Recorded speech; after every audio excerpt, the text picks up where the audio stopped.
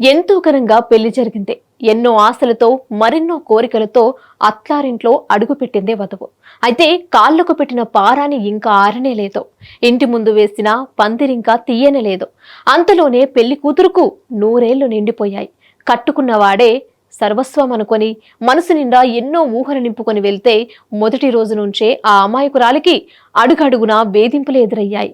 స్వర్గంలా ఉంటుందనుకున్న అత్తారిల్లు నరకాన్ని తలపించడంతో ఆ బాధలు తట్టుకోలేక తనువు చాలించింది ఆ నవవధువు. దీంతో ఆ పెళ్లింట తీరని విషాదం నెలకొంది.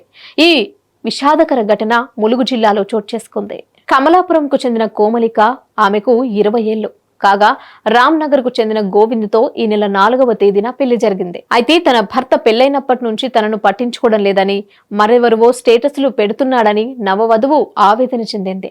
అంతేకాకుండా అర్ధరాత్రులు తాగొస్తున్నాడని, అడిగితే నా ఇష్టమంటూ తిట్టాడని మనస్తాపానికి గురైంది కోమలిక.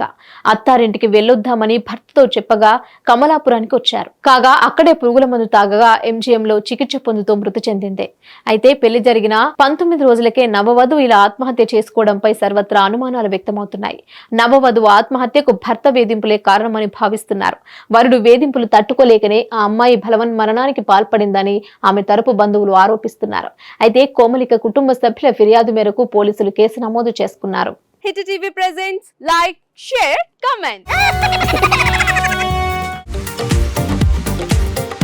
టీవీ వాళ్ళకు కూడా నేను ఒక సర్ప్రైజ్ ఇద్దాం అనుకుంటున్నాను. మీరు మాత్రమే జెస్సీ ఎందుకు అయ్యారు? ఇలాంటి అమ్మాయిలకి పిలవడానికి బాగుంటుంది.